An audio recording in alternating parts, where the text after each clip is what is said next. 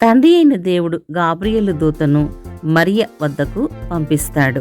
మరియ యోసేపుకి ప్రదానము చేయబడి ఉంటుంది. అయితే అప్పటికి ఇంకా యోసేపుతో మరియకు పెళ్ళైతే అవ్వలేదు.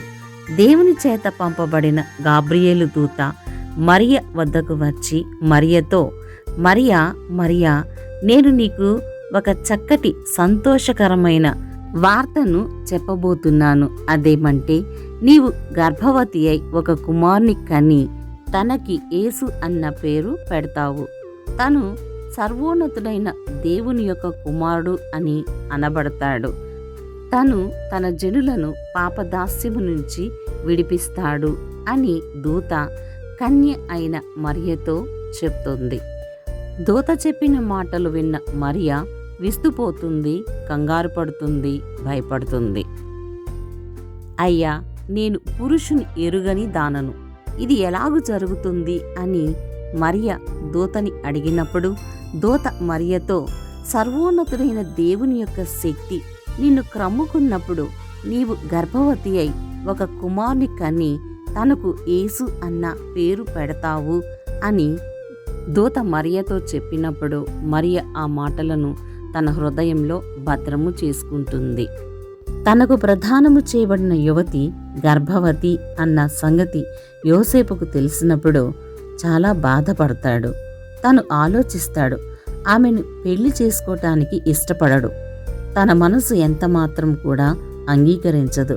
అందుకే ఆమెని రహస్యంగా విడిచిపెట్టాలి అని చెప్పి తన మనసులో అనుకొని నిద్రపోతాడు. రకరకాల ఆలోచనలతో నిద్రకు ఉపక్రమించిన యోసేపు వద్దకు దేవుని చేత పంపబడిన దూత వస్తాడు. వచ్చి యోసేపుతో, యోసేపు, నీ భార్య గర్భము ధరించింది. పరిశుద్ధాత్మ వలన జరగబోతున్న ఒక అద్భుత కార్యానికి నాంది కాబట్టి ఆమెను విడనాడవద్దు అని చెప్పినప్పుడు యోసేపు తండ్రి అయిన దేవుని యొక్క మాటకు లోబడతాడు. ప్రపంచంలో ఎవరు చేయనటువంటి పనిని యోసేపు చేస్తాడు. ఎందుకంటే యోసేపు తండ్రి అయిన దేవుణ్ణి ప్రేమించాడు. యోసేపుకు తండ్రి అయిన దేవుని పట్ల ఉన్న భయం మరియు భక్తి. అందుకే తనకు భార్యగా ప్రదానము చేయబడిన గర్భవతి అయిన మరియను తాను చేర్చుకుంటాడు. మరియకు నెలలు నిండినప్పుడు రాజుగా ఉన్న కైసరు ఔగస్తు వేయించిన దండోరా వలన మరియకు కష్ట జీవితం ప్రారంభమవుతుంది. జనాభా లెక్క కోసం అందరూ తమ తమ పేర్లు నమోదు చేయించుకోవాలి. ఇది రాజుగారి ఆజ్ఞ. ధిక్కరిస్తే ఫలితం దారుణంగా ఉంటుంది అని తెలిసిన ప్రజలు తమ ప్రయాణాలను ప్రారంభిస్తారు. ఆ సమయంలో నిండు చూలాలైన మరియను వెంటపెట్టుకొని యోసేపు కూడా ప్రయాణం కొనసాగిస్తాడు. మరియ వలె ప్రయాణించిన స్త్రీలు ఎంతమంది ఉన్నారో మనకైతే తెలియదు. పాపం, వారు చేసిన ఆ ప్రయాణంలో ఎన్ని పాటలు పడి ఉంటారో మనకి ఆ సంగతి తెలియదు. ప్రయాణపు బడలిక, అలసట, తినడానికి ఆహారం కావాలి, త్రాగటానికి నీరు దొరకాలి. తండ్రి అయిన దేవుడు వారి కష్టకాలంలో తప్పకుండా వారిని ఆదుకునే ఉంటాడు. ఎంతో ప్రయాసపడి ఊరు చేరిన యోసేపు మరియు మరియ. అయితే అప్పటికే ఊరు చేరిన వారితో కిటకిటలాడిన ఆ ఊరు. ఉండడానికి యోసేపు చేసిన ప్రయత్నం. అయితే అప్పటికి చేరిన జనాలతో ఊరంతా నిండిపోయింది. యోసేపు తనకు స్థలం కోసం వెతుక్కోవటం మొదలెట్టాడు. ఎక్కడికి వెళ్ళి అడిగినా ఇక్కడ స్థలం లేదు అని చెప్పిన వారే తప్ప కొంచెం స్థలం ఇచ్చిన వారైతే యోసేపుకు కనిపించలేదు. జనాలతో నిండిపోయిన సత్రాలు. ఏం చేయాలో తోచక యోసేపు ఆలోచిస్తూ ఉన్న సమయంలో ఒక ఇంటి యజమానుడు యోసేపుతో, తన పశువుల పాకలో కొంత స్థలం ఉంది, మీరు కావాలంటే ఆ స్థలాన్ని ఉపయోగించుకోవచ్చు అని చెప్పినప్పుడు ఆ ఇంటి యజమానుని యొక్క మాట విన్న యోసేపు మనసులో సంతోషించి ఇంటి యజమానుని అనుసరిస్తాడు. ఇంటి యజమానుడు తమకు చూపించిన ఆ స్థలాన్ని చేరినప్పుడు మరియ ఒక శిశువును కంటుంది. ఆమె ఆ శిశువుని కని పొత్తిగుడ్డలతో చుట్టి ఒక చిన్న తొట్టిలో పడుకోబెడుతుంది. ఇలా జరిగిన యేసయ్య జననం. సృష్టికర్త అయిన దేవుడు ఆగర్భ శ్రీమంతుడు అయినా కూడా తనకున్న ఏ శక్తిని కూడా ఆయన ఉపయోగించుకోలేదు. చాలా సామాన్యంగా సాధారణంగా ఆయన ఈ లోకంలోనికి అడుగుపెట్టాడు. అది కూడా ఎంతో పవిత్రమైన కన్యక అయిన మరియను ఎంచుకుని ఆమె గర్భములో నుంచి తండ్రి అయిన దేవుడు బయటికి రావటం అనేది నిజంగా ఆలోచించవలసినటువంటి విషయం, హర్షించదగినటువంటి అంశం. ఆయన పుట్టాక రాత్రివేళ పొలంలో తమ మందను కాచుకుంటున్న గొర్రెల కాపర్ల యొద్దకు దూత వస్తుంది. దేవుని చేత పంపబడిన దూత వాళ్ళ దగ్గరికి వచ్చినప్పుడు వాళ్ళు చాలా భయపడతారు. అప్పుడు ఆ దూత వాళ్లతో, భయపడకండి, నేను ప్రజలందరికీ కలుగబోవు మహా సంతోషకరమైన ఒక చక్కటి వర్తమానం తెచ్చాను. దావీదు పట్టణంలో నేడు మీకోసం రక్షకుడు జన్మించాడు. దానికి మీకు ఇదే ఒక ఆనవాలు. ఆ శిశువు పొత్తి గుడ్డలతో చుట్టబడి ఒక పశువుల తొట్టిలో పరుండియుండుట మీరు చూస్తారు అని చెప్పినప్పుడు దూత చెప్పిన మాట విని వారు చాలా సంతోషిస్తారు. తండ్రి అయిన దేవుడు నీతిమంతులైన కాపర్ల యొద్దకు తన దూతలను పంపిస్తాడు అని చెప్పడానికి జరిగిన ఈ సంఘటన ఆధారం అని మనం జ్ఞాపకం చేసుకోవాలి. వెంటనే పరలోక సైన్య సమూహము ఆ దూతతో కూడా నుండి సర్వోన్నతమైన స్థలములలో దేవునికి మహిమయు, ఆయనకిష్టులైన మనుషులకు భూమి మీద సమాధానమును కలుగునుగాక అని దేవుని స్తోత్రము చేయుచుండెను. నిజం చెప్పాలంటే యేసయ్యని నమ్ముకున్న ఏ విశ్వాసి జీవితంలో కూడా సంతోషం కానీ సమాధానం కానీ ఉండదు. ఇది ఒక ఆత్మీయ పోరాటం. దేవుని సన్నిధిలో, దేవుని ఎదుట అపవాదికి విశ్వాసికి జరిగే పోరాటం. ఈ పోరాటం నిరంతర పోరాటం. విశ్వాసి చనిపోయేటంత వరకు జరిగేటువంటి పోరాటం. ఈ పోరాటం ప్రతి విశ్వాసికి ఉండాలి, ఉండి తీరాలి. ఇలా ఉంటేనే దీవెన, ఆశీర్వాదం దక్కుతాయని విశ్వాసి గుర్తుంచుకోవాలి.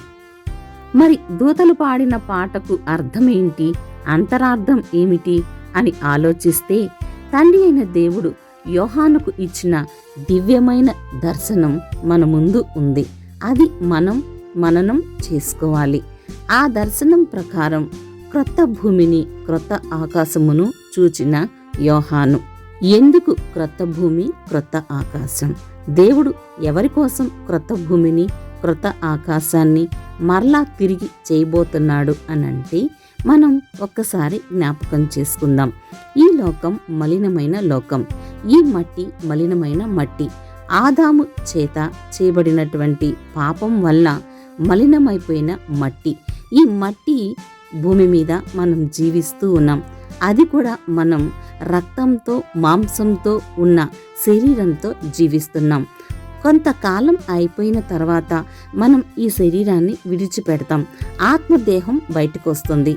దేవుని యొక్క సన్నిధిలో, దేవుని మీద భక్తితో, దేవుడంటే భయంతో కడవరకు జీవించిన ప్రతి విశ్వాసి యొక్క దేహం ఆ విశ్వాసి శరీరాన్ని విడిచిపెట్టిన తర్వాత, రాకడ సమయం వచ్చిన తర్వాత క్రొత్త ఆకాశాన్ని చూడాలి, క్రొత్త భూమి మీద జీవించాలి. దేవుని తీర్పు అయిపోయిన తర్వాత నిజమైన విశ్వాసులు అక్కడ జీవించాలి. ఆత్మదేహాలతో మాత్రమే జీవించేటువంటి అవకాశం అక్కడ ఉంటుంది. అందుకే క్రొత్త భూమి మరియు క్రొత్త ఆకాశం. ఇక చక్కని చుక్క, ఆకాశంలో వెలిసిన ఒక చక్కని చుక్క, జ్ఞానులను నడిపించిన ఆ చక్కని చుక్క, యేసయ్య ఉన్న ప్రాంతం వరకు వారిని తీసుకువెళ్లాలని రాత్రివేళ జ్ఞానులకు కనిపించిన ఆ చుక్క.